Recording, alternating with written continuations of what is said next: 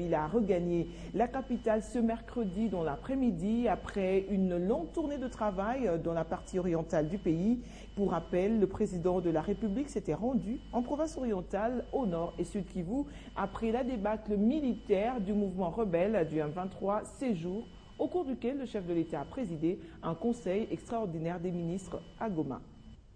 Et puis, le gouvernement congolais a ordonné la réouverture du poste frontalier de Bunagana, fermé pendant plus d'une année à cause de l'occupation du M23, selon le vice-gouverneur du Nord Kivu, Feller Luteishirwa, qui a présidé la cérémonie. La réouverture de ce centre frontalier à l'Ouganda entre dans le cadre de la restauration de l'autorité de l'État dans le territoire de Rutshuru après la défaite du M23. Le chef de l'État l'avait annoncé il y a quelques jours lors de son passage dans cette zone, jadis sous le contrôle du M23. Voilà qui vient d'être fait. Le poste frontalier de Bunagana est de nouveau ouvert au trafic. Situé entre la RDC et l'Ouganda, Bunagana permet aux opérateurs économiques du Nord Kivu d'acheminer leurs produits à Goma en passant par l'Ouganda. Le M23 avait fait de cette zone son principal fief, imposant aux commerçants des taxes exorbitantes. Ce poste sera donc fermé en novembre 2012 par les autorités ougandaises sur demande de Kinshasa pour couper à la rébellion des moyens financiers obtenus grâce à la douane. Et la fermeture de cette frontière avait constitué un important manque à gagner pour la RDC et l'Ouganda, d'après le directeur général de la Direction générale des douanes et axes, Deo Rugiza, et le gouverneur de la province ougandaise de KCC, qui était présent lors de la cérémonie.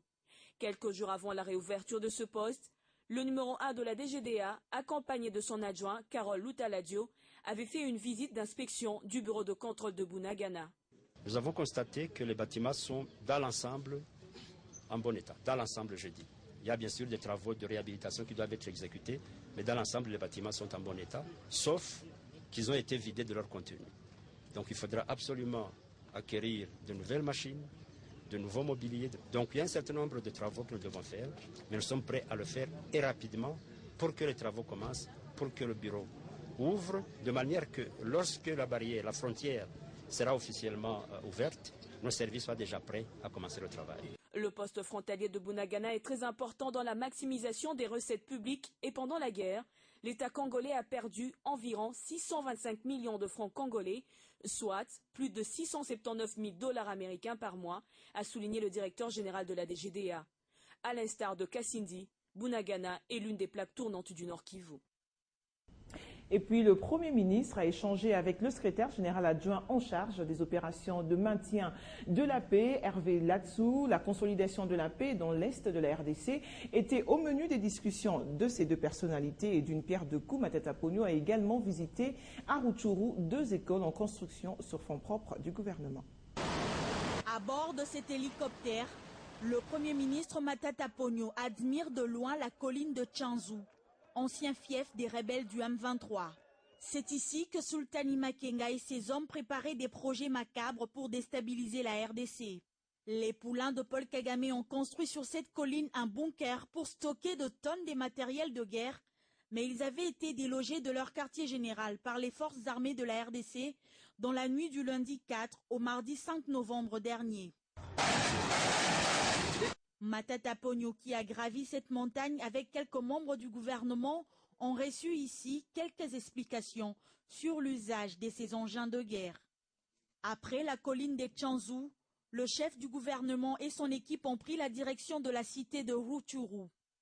Ici, le Premier ministre a visité 2 écoles primaires en construction. Les travaux qui avancent bien sont financés par le gouvernement dans le cadre de son programme éducation.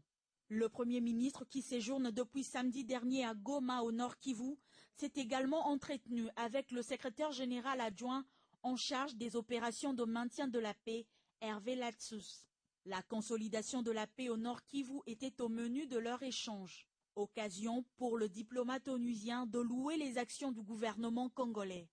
Et pour couronner le tout, le Premier ministre a offert un dîner à ses hôtes des Nations Unies.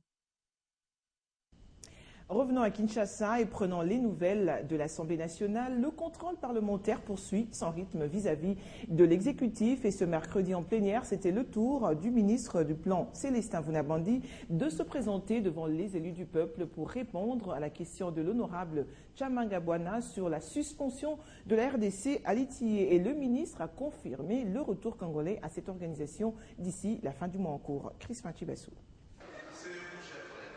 Toutes les démarches ont été entreprises pour le retour de la RDC à Litié. La confirmation a été faite ce mercredi par le ministre du Plan, Célestin Vounabandi, devant les députés nationaux réunis en plénière. Répondant à la question d'actualité initiée par le rapporteur adjoint de l'Assemblée nationale, l'honorable Tchamanga Bwana, Célestin Vounabandi a profité de l'occasion pour éclairer les élus du peuple sur cette question. Nous faisons le nécessaire pour que ce rapport soit publié. Comme je viens de le dire, nous avons pratiquement déjà collecté toutes les données. Il ne reste plus qu'un simple exercice de conciliation des comptes. C'est tout à fait normal. Et nous pensons qu'au cours de 2 prochaines semaines, le rapport sera déjà fin prêt.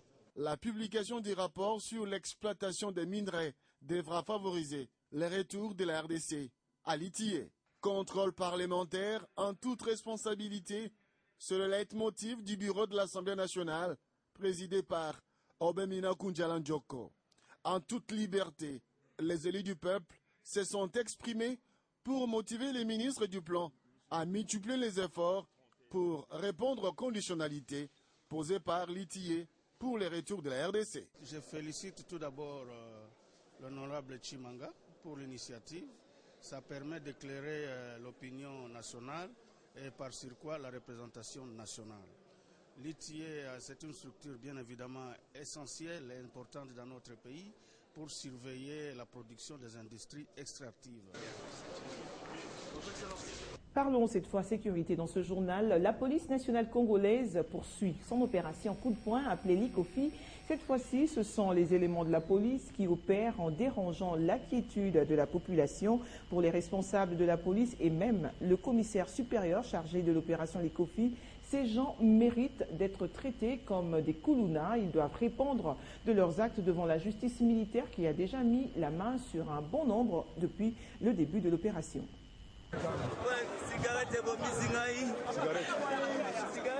Outre les criminels, l'opération Likofi s'attaque aussi aux éléments de la police qui se transforment en malfrats et opèrent au nom de la police nationale.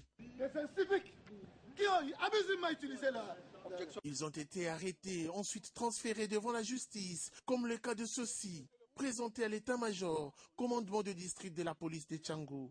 Non, votre honneur, quoi qu'il a la parole, il y a la présomption d'innocence ou de quelques mots que ce soit votre honneur. Il y a la présomption d'innocence. Ces inciviques seront traités comme des koulounas, d'autant qu'ils dérangent la quiétude de la population.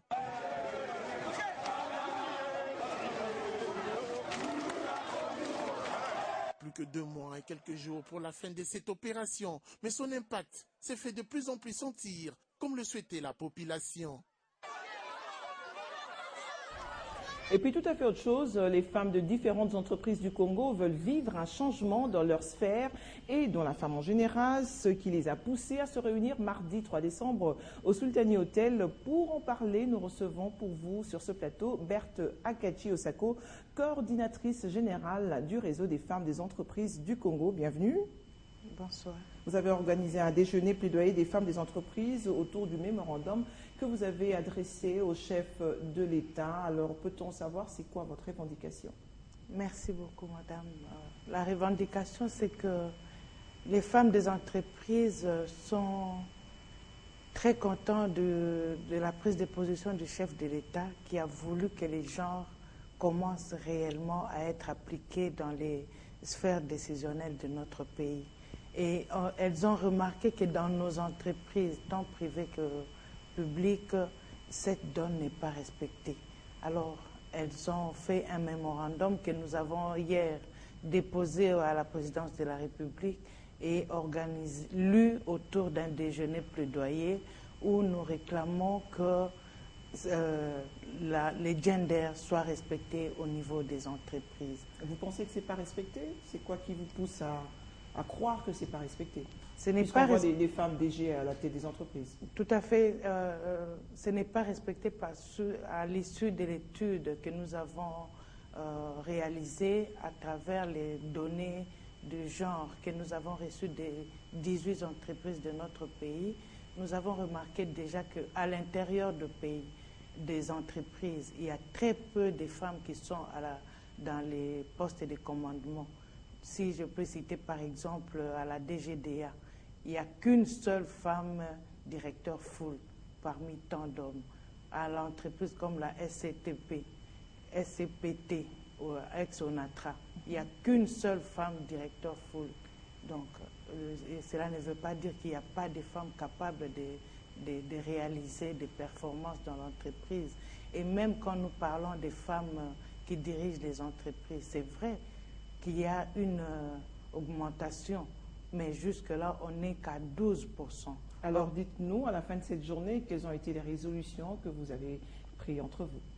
Les résolutions, c'est que nous souhaiterions que les chefs de l'État qui a commencé à insuffler la réalisation du genre dans les sphères de décision n'oublient pas les entreprises. Au niveau des entreprises, qu'on se rende compte qu'il y a plein de femmes qui méritent de diriger les entreprises et même d'être élevées au poste de commandement et qu'on atteigne le début, comme l'a dit le chef, le début, c'est-à-dire les 30%, afin d'évoluer vers la parité complète, c'est-à-dire 50-50.